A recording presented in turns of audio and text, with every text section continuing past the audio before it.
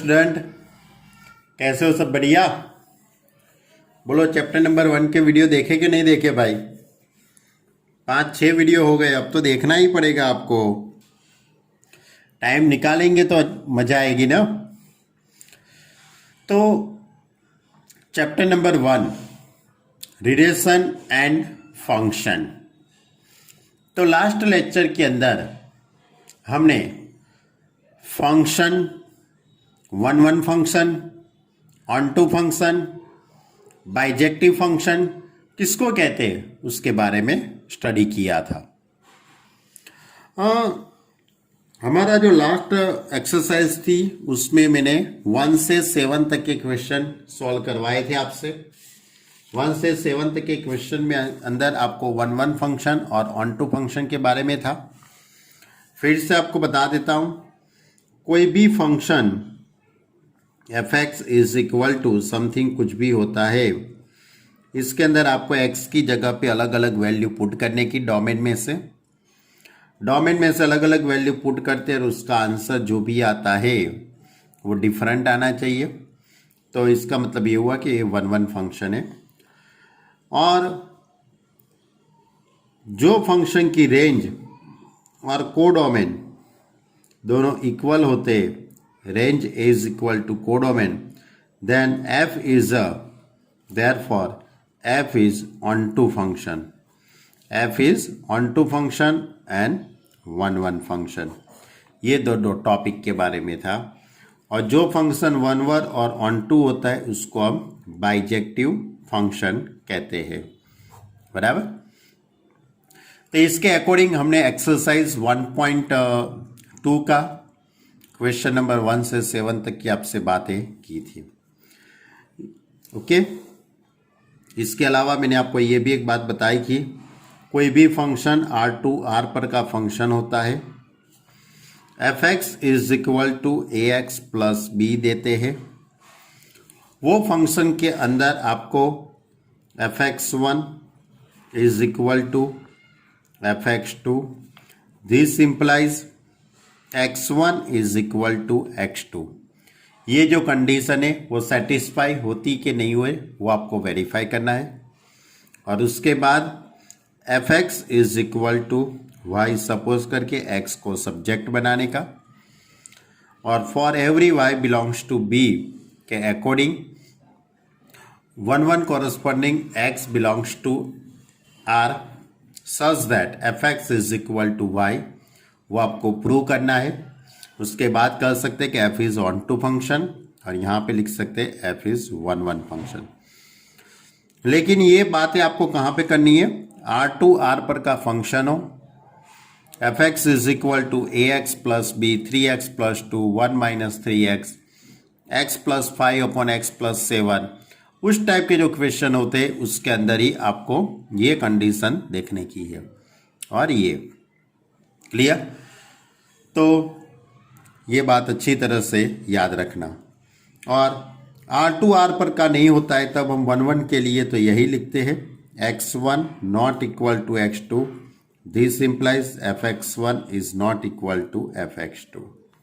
Okay. तो ये condition तो हम सभी जगह पे लिखते हैं, लेकिन R पर का होता है तब हम ये बातें करते हैं। तो ये सब बातें हमने लास्ट लेक्चर के अंदर की थी। उसके अकॉर्डिंग मैंने एक्सरसाइज 1.2 का क्वेश्चन नंबर 7 की बात की थी। अब क्वेश्चन नंबर 8 से स्टार्ट करते हैं। क्वेश्चन नंबर 8 इस तरह से, late a and b set so that f from a cross b to b cross a, f from a cross b to b cross a, such that f of ab is equal to ba is bijective function। यानी कि आपको prove करना है f is a bijective function। कर लेते हैं prove. आपको prove करने के लिए f from a cross b to b cross a cross b to b cross a, यानी कि उसका जो डोमेन है वो a क्रॉस b है, यानी कि set A and set B let A and B a set. तो आपको सेट ए के अंदर कोई भी एलिमेंट ले सकते हो। सपोज मैंने सेट ए की जगह पे 1 2 3 लिखा है और सेट बी में 4 5 लिखा है। आप अपनी तरफ से भी कुछ भी एलिमेंट लिखना है तो लिख सकते हो। ये तो आपकी जेब में से एलिमेंट लिखना है, आपके पॉकेट में से एलिमेंट लिखना है, तो आप आपकी मर्जी से लिख सकते हो। तो ए क्रॉस बी पहले निकालता हूं, तो 1 4 1 5 2 4 2 5 आता है ना ए क्रॉस बी निकालना। 3 4 3 5। उसके बाद बी क्रॉस ए, तो B cross A that is a 4 1 4 2 4 3 5 1 5 2 5 3, it is a B cross A. तो ये ए क्रॉस बी और ये बी क्रॉस ए। अब आपको ए क्रॉस बी में से एलिमेंट लेने हैं क्योंकि उसका जो डोमेन है वो ए क्रॉस बी है। तो F of A B is equal to B A हो जाता है, यानी कि जो भी एलिमेंट लेते हैं उसकी जो इमेज है वो उल्टी हो जाती है। यानी एक्स और वाई कोऑर्डिनेट है तो वाई और एक्स हो जाता है, यानी कि ए बी हो तो बी ए हो जाता है। तो आपको ए क्रॉस बी में से ये सभी एलिमेंट 1 बाई 1 लेना है। तो पहले 1 4 लेता हूं, 1 4 लेता हूं तो क्या हो जाता है 4 1 हो जाता है। 1 5 लेता हूं तो 5 1 हो जाता है। 2 4 लेता हूं तो 4 2 हो जाता है। 2 5 लेता हूं तो 5 2 हो जाएगा।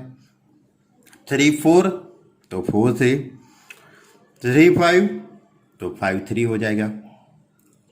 इस तरह से 1 4 4 1 हो जाएगा।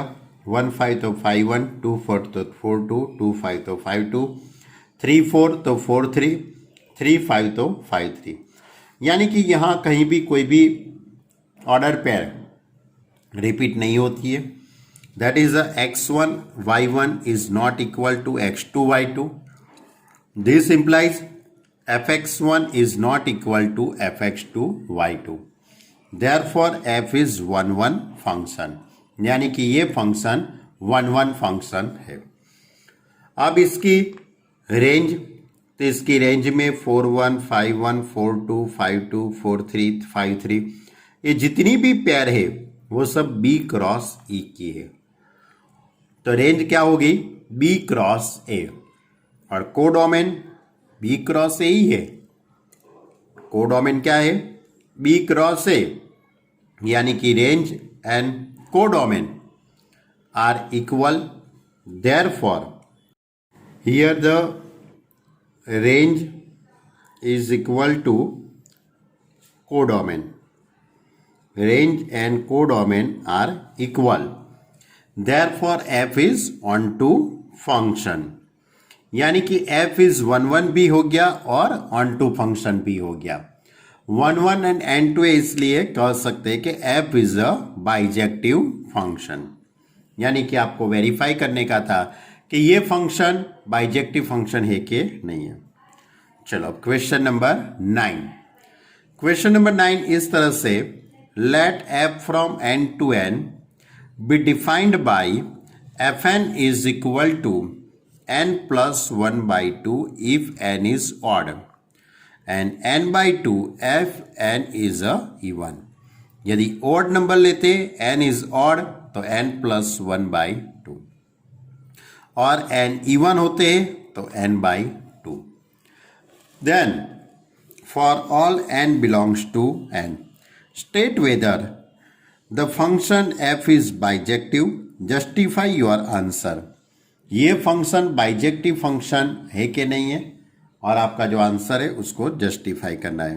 कर लेते हैं बच्चे लोग। f from n to n, f from n to n इस तरह से fn is equal to n plus 1 by 2, n is odd, and दूसरा है n by 2, n is even। अब इसका जो डोमेन है वो n है। डोमेन n है यानी कि natural number, set of natural number.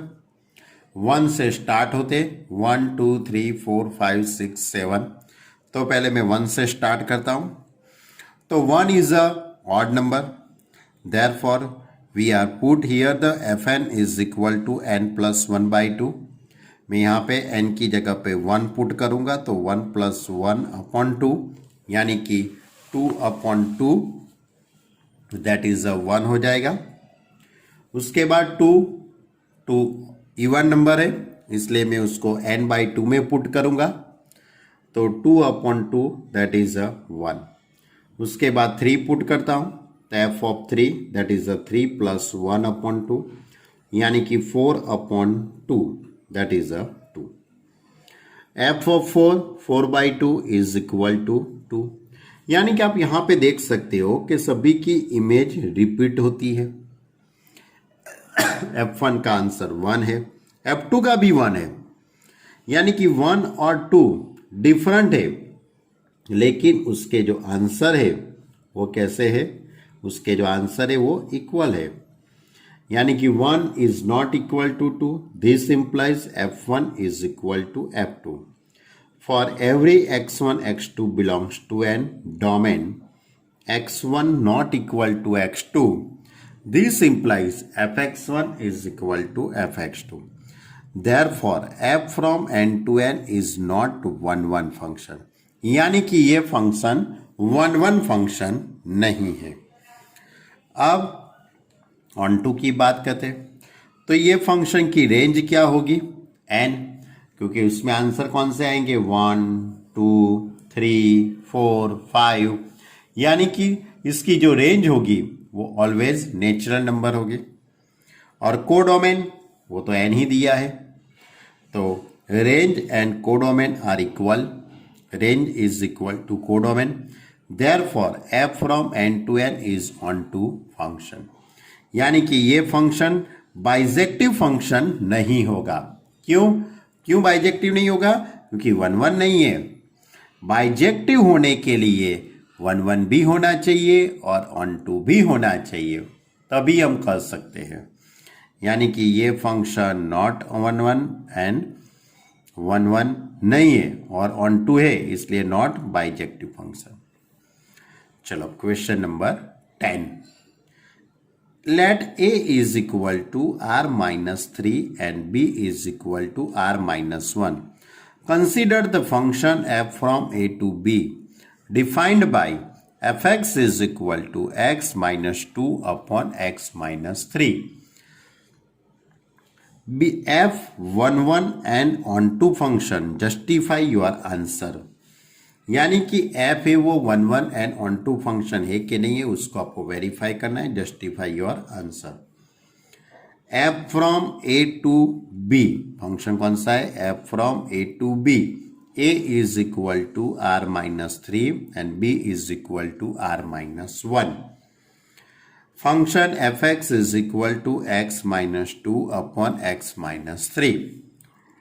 a to b, A के अंदर क्या है r माइनस 3, यानी कि आपको 3 के अलावा कोई भी नंबर ले सकते हो। यानी कि बहुत सारे वैसे तो नंबर हमारे पास है, कोई भी नंबर आप पुट कर सकते हो। f from r minus 3 to r minus 1, suppose मैंने -1 पुट किया है, -1 -2 -1 -3 -5 upon -3 sorry that is 3/4। 0 put करता हूं तो 0 -2 अपॉन 0 -3 दैट इज 2/3। अब 1 पुट करता हूं तो 1 -2 upon 1 -3 -1 upon -2 that is 1/2। 2 put करता हूं तो 2 -2 अपॉन 2 -3 दैट इज 0। अब इसके अलावा बहुत सारे नंबर है, क्योंकि इसका जो डोमेन है वो r-3 है, यानी कि उसके अंदर तो बहुत सारे नंबर है, आप कोई भी पुट कर सकते हो। हाँ, लेकिन 3 नहीं रखना है, क्योंकि 3 रखने से क्या होगा, वो अनडिफाइंड टर्म हो जाएगा। अपॉन का जो टर्म होगा वो कैसा हो जाएगा, अनडिफाइंड, अपॉन में 0 हो जाएगा, इसलिए। अब आप देख सकते हो कि यहाँ पे ये फंक्शन 1 फंक्शन है। अब एक दूसरी भी बात मैं ये सम के अंदर करना चाहता हूँ। इसके अंदर मैं थोड़ी और बात ऐसी करना चाहता हूँ, क्योंकि ये रियल फंक्शन है। R2 R पर का है और लीनियर फंक्शन है। तो इसके अंदर मैं एक कंडीशन लिखूंगा, fx1 is equal to fx2। This implies fx1 यानी कि x1 minus 2 upon x1 minus 3 is equal to x2 minus 2 upon x2 minus 3।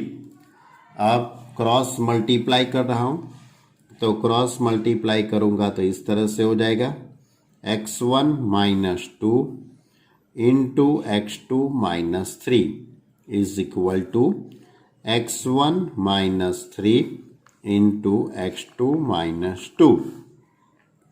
अब ब्रैकेट को हटा देता हूं, तो x1 x2 minus 3x1 minus 2x2 3 2 ज़ा 6। यहाँ पे x1 x2 minus 2x1 minus 3x2 plus 6। अब ये x1 x2 दोनों तरफ से कट हो जाएगा, 6 6 भी कट हो जाएगा। अब ये माइनस 2x1 इस साइड आ जाएगा, तो minus 2x1 minus 3x1 that is a minus x1। ये माइनस 2x2 इस साइड आ जाएगा, तो माइनस x2 हो जाएगा। दोनों तरफ से माइनस माइनस कट कर देता हूं, तो x1 is equal to x2। ये आपको लिखना पड़ेगा, क्यों? क्योंकि ये लीनियर फंक्शन है। ये फंक्शन कौन सा फंक्शन है? लीनियर फंक्शन है। तो fx1 is equal to fx2, this implies x1 is equal to x2। Therefore f is a 1 function. Therefore f is 1 function. अब आप पर्टिकुलर कर सकते हो कि x1 not equal to x2, this implies fx1 not equal to fx2, therefore f is 1 function. अब ये function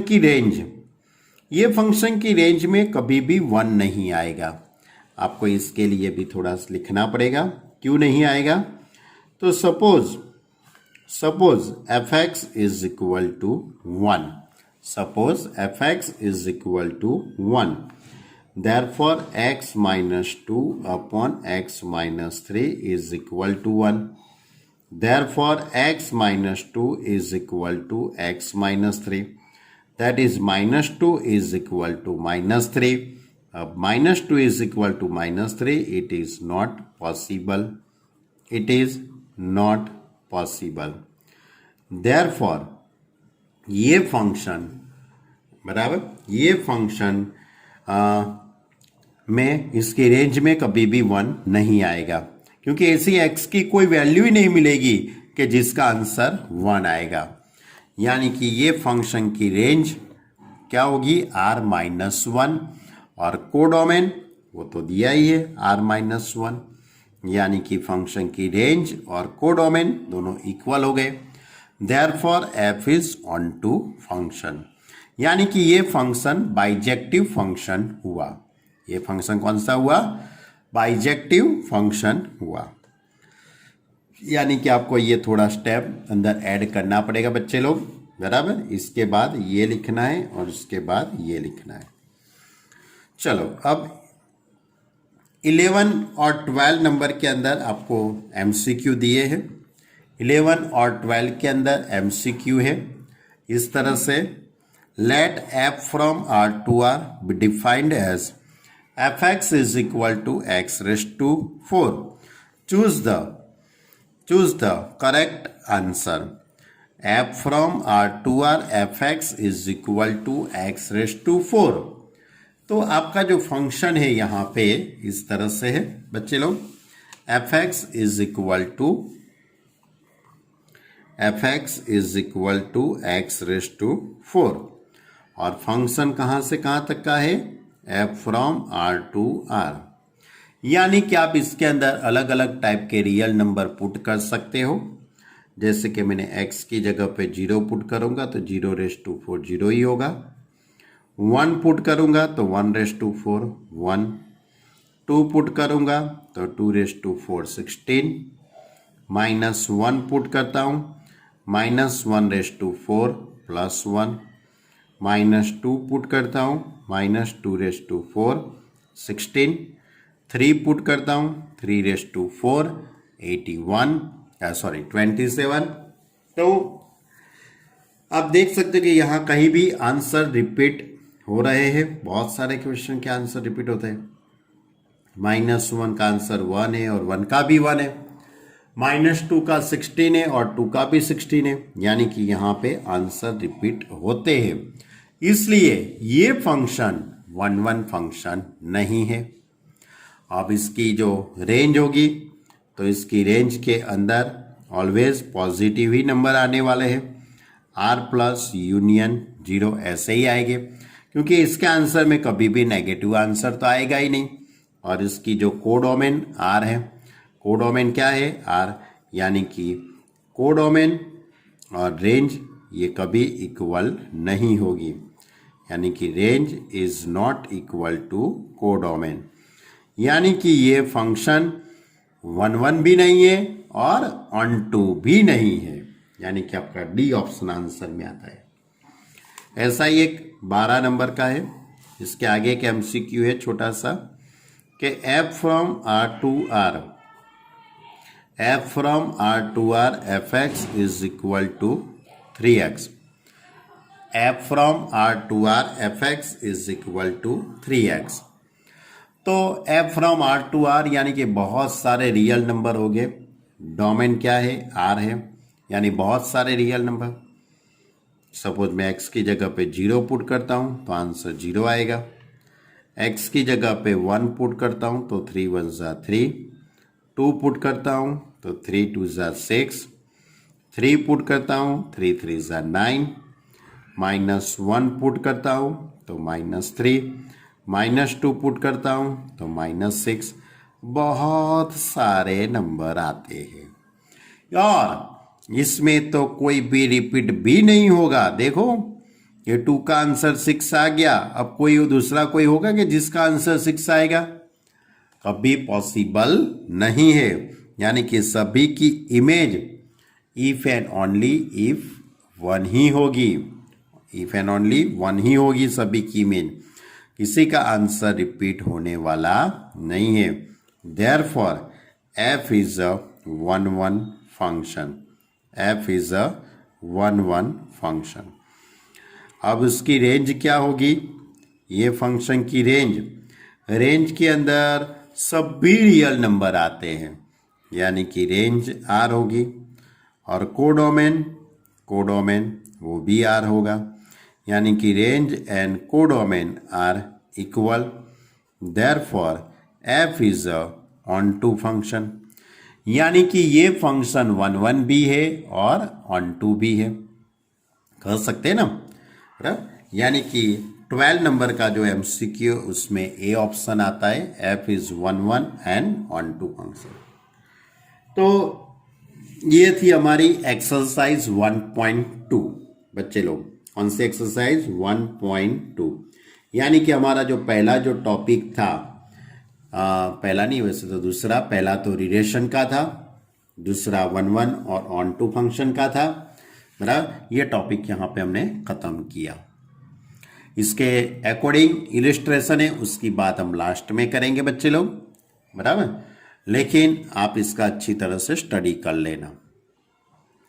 अब आज हम दूसरी भी थोड़ी बात करनी पड़ेगी बच्चे लोग, इतना कम तो नहीं चलेगा, थोड़ा और पढ़ना पड़ेगा। अच्छा, एक दूसरी एक बात है कि कोई भी फंक्शन R to R पर का होता है, कोई भी फंक्शन R to R पर का होता है और वो लीनियर फंक्शन हो, f from R to R, और लीनियर यानी मालूम पड़ता है ना, fx is equal to ax plus b, fx is equal to 3x plus 2, fx is equal to 7 minus x, ये सब लीनियर फंक्शन है।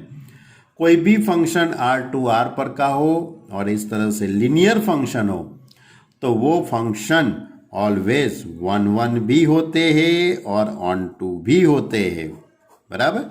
ये आप ऐसे याद रखना हो तो रख सकते हो, लेकिन ध्यान रखना R to R पर का ही होना चाहिए, R to R पर का ही होना चाहिए।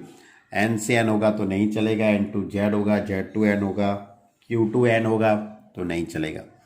सिर्फ आर टू आर पर का फंक्शन हो और ए एक्स प्लस बी टाइप का होगा तभी ये फंक्शन 1 1 और ऑन टू है।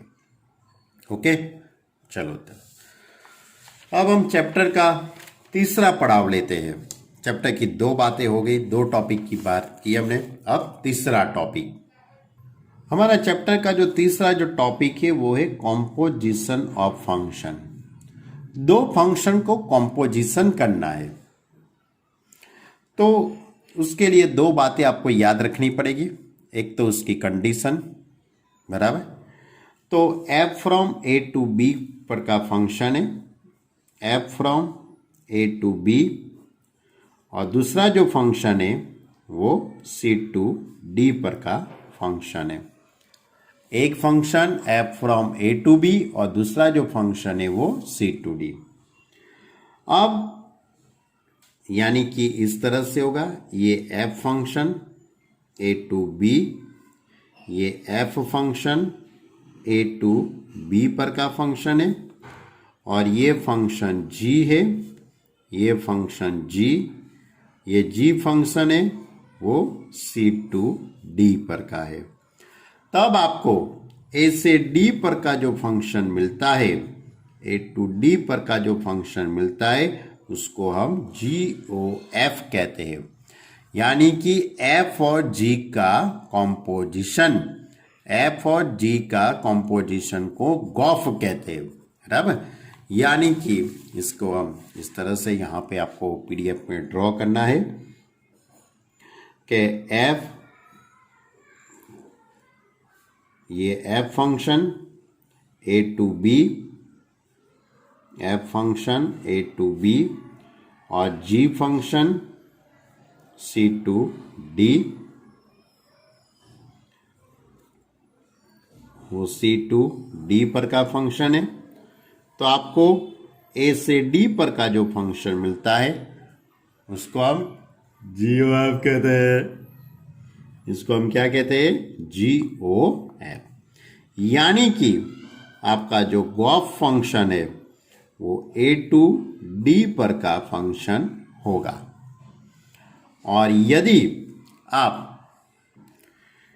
आप पहले g फंक्शन ड्रॉ करते हो, यदि आप पहले g फंक्शन यहाँ पे ड्रॉ करते हो, ये g फंक्शन है, वो g function c to d पर का है, और f फंक्शन है वो, ये f फंक्शन वो a टू b पर का है। तो आपको c से b पर का जो फंक्शन मिलता है, c से b पर का जो फंक्शन मिलता है उसको हम फॉग कहते हैं, FOG। और FOG from c to b पर का फंक्शन होगा। यानी कि ये g और f का कॉम्पोजिशन फंक्शन है, ये g और f का कॉम्पोजिशन फंक्शन है, वो है FOG, वो c टू b पर का। और ये फंक्शन है आपका f और g का, f and g composition function, its name is a gof, बराबर। ये सबसे पहले आपको याद रखना है, f from a to b, g from c to d, तो gof from a to d, gof from a to d, ध्यान रखना गलती ना हो जाए। और fog from c to b। Okay, अब दूसरी बात, ये सभी फंक्शन के अंदर कॉम्पोजिशन हो ऐसा पॉसिबल नहीं है, इसके कंडीशन है। वो कंडीशन जब सेटिस्फाई होगी तभी फंक्शनों का कॉम्पोजिशन हम कर सकते हैं। यानी कि range of function RF is subset of RF subset of domain of function G DG, तब हम गॉफ इज पॉसिबल। गॉफ कब पॉसिबल होगा? जब range of function f is subset of domain of G, domain of function G, यानी कि RF subset DG, तब Gauff possible है। और range of function R ji is subset of domain of function D F, तब function F O G possible है। यानी कि अच्छी तरह से समझना बच्चे लोग, यदि R F subset D G, R F subset D G, तब G O F is possible, G O F is possible. और यदि R G subset D F, this implies F O G is possible. Clear? यानी कि दो फंक्शनों का कॉम्पोजिशन करने के लिए ये कंडीशन बहुत बहुत ही इंपॉर्टेंट है, याद रखना। R F subset D G, R F subset D G, then G O F is possible. और R G subset D F, then F O G is possible. Clear? यानी कि आपको ये कॉम्पोजिशन फंक्शन के बारे में इतना याद रखना है। अब उसके क्वेश्चन स्टार्ट करने से पहले मैं आपको 2-3 और बातें बताना चाहता हूं। उसके बाद नेक्स्ट लेक्चर से हम 1.3 स्टार्ट करेंगे। अभी 1.3 हम स्टार्ट नहीं करते, पहले इतनी बातें अच्छी तरह से समझ लो। अब माना कि आपके पास कोई एग्जाम्पल है, अभी तो मैं इस तरह से लिखता हूं, f from r to r fx is equal to 2x plus 1 and g from r to r, g from r to r gx is equal to x minus 3। आपको ये दो फंक्शनों का कॉम्पोजिशन करना है, यानी कि उसको कॉम्पोजिशन फंक्शन बनाना है। तो वो कैसे बनाएंगे? तो F O G from R to R पर का ही होगा, क्योंकि सब आर टू आर ही है, यानी A to B C to D. तो एफ ओ जी वो कहाँ से होने वाला है? F O G is C to B होता है, लेकिन यहाँ सब आर टू आर ही है, इसलिए R to R. F O G X is equal to, इस तरह से एफ जी एक्स लिखेंगे, बीच में क्या है ये? ओ निकल जाएगा, ओ निकल जाएगा, तो यहां पे क्या आएगा? जी एक्स, यानी कि इस तरह का ब्रैकेट हो जाएगा। ओके, अब जी एक्स की जगह पे ये जी एक्स, उसकी जगह पे क्या आएगा? X minus 3। अब ये जो x माइनस 3 है, उसको कहां पे आपको पुट करना है? x की जगह पे। ये x माइनस 3 को आपको यहां पे पुट करना है। तो 2 इंटू एक्स माइनस 3 प्लस 1, यानी कि 2x माइनस 6 प्लस 1, यानी कि 2x माइनस 5। तो ये मैंने निकाला एफ ओ जी एक्स। क्या निकाला मैंने? F O G X. अब क्या निकालता हूं? G O F. अब क्या निकालता हूं मैं? G O F. तो G O F from R to R पर का फंक्शन, तो G O F X is equal to G F X. अब जी एफ एक्स अंदर कौन सा फंक्शन है? एफ एक्स है, तो आपको एफ एक्स की जगह पे क्या पुट करना है? 2x plus 1। अब जी के साथ ब्रैकेट में क्या है? जी के साथ ब्रैकेट में 2x प्लस 1 है, तो आपको ये 2x प्लस 1 को x की जगह पे, कौन से फंक्शन में? जी के फंक्शन में x की जगह पे 2x प्लस 1 पुट करना है, यानी कि 2x plus 1 minus 3, that is 2x minus 2। Clear? ये मैंने क्या निकाला? गॉफ। ये क्या निकाला? फॉग। यानी एफ ओ जी और जी ओ एफ ऐसे हम निकालते हैं। ये तो बहुत छोटा सा मैंने सम लिया है, लेकिन इस टाइप के सम हमारे एक्सरसाइज 1.3 के अंदर है। क्लियर? तो ये थी बात ही हमारी एक्सरसाइज 1.3 के अकॉर्डिंग, बराबर। बहुत सारे सम बना सकते हैं। फंक्शन एफ का एफ के साथ भी बन सकता है, यानी कि इस तरह से F from R to R, F from R to R F X is equal to 2x plus 3। तो ये फंक्शन का खुद के साथ भी कॉम्पोजिशन बन सकता है, यानी F O F from R to are.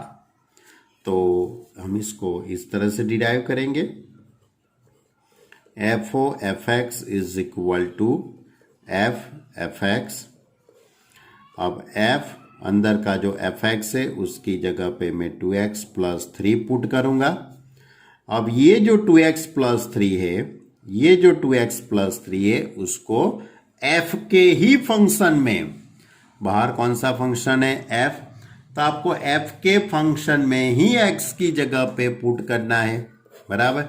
यानी कि यहाँ पे x की जगह पे, तो 2 इंटू 2x प्लस 3 प्लस 3। अब इसका मल्टीप्लाई कर दो बच्चे लोग, तो 4x प्लस 6 प्लस 3 यानी कि 4x प्लस 9। क्लियर? ये मैंने क्या निकाला, एफ ओ एफ। इसी तरह से जी ओ जी भी निकाल सकते हो, यानी कि ये कॉम्पोजिशन फंक्शन हुआ एफ का एफ के साथ। ओके, तो ऐसी बातें अपने को ये एक्सरसाइज 1.3 के सम के अंदर करने की है, बराबर। अभी एक दो और एग्जाम्पल लूंगा, सम मेरी जेब में से लूंगा, उसके बाद में नेक्स्ट लेक्चर में एक्सरसाइज 1.3 स्टार्ट करूंगा। लेकिन बच्चे लोग, आपको ये टॉपिक मैंने आज इसलिए चलाया कि आपको ये जो बातें उसको, ये दो figure F O G, G O F और F O G, G O F A to B, F O G C to B, R F subset D G और R G subset D F. R F subset D G अच्छी तरह से समझना, R F यानी range of function F और D G यानी domain of जी। ये जब पॉसिबल होगा तभी गॉफ पॉसिबल है। और range of function R G, range of function G यानी कि जी की आर जी, क्या लिखा है, R G. Range of function G is subset of domain of F. ये जब पॉसिबल होगा तब आपको एफ ओ जी पॉसिबल है। ओके स्टूडेंट, ये बातें आपको 5 टाइम्स 3 टाइम्स 10 टाइम्स लिख के ये कंडीशन आपके दिमाग के अंदर सेट होगी, तभी आपको एक्सरसाइज 1.3 में मजा आएगी, वरना मालूम नहीं पड़ेगा, ऐसा हो जाएगा, बराबर। ओके स्टूडेंट, ये इतनी बातें वो अच्छी तरह से आप लर्न करना, अच्छी तरह से प्रैक्टिस करना। एक्सरसाइज 1.2 को पहला कंप्लीट करो, सबसे पहले तो एक्सरसाइज 1.2 को कंप्लीट करो। बहुत सारे बच्चों ने अभी तक वीडियो नहीं देखते हैं, बराबर, उनको आगे के 2 या 3 भी वीडियो देखने के बाकी है, तो वो बच्चे लोग अच्छी तरह से पहले वीडियो देखो, एक्सरसाइज 1.2 तक कंप्लीट करो, उसके बाद ये कॉम्पोजिशन फंक्शन 5 टाइम्स लिखो और उसके बाद नेक्स्ट वीडियो देखो, तो उसमें 1.3 आपको मालूम पड़ेगा। ओके स्टूडेंट, हार्ड वर्क करो, अच्छी तरह से हार्ड वर्क करो। Okay student, bye.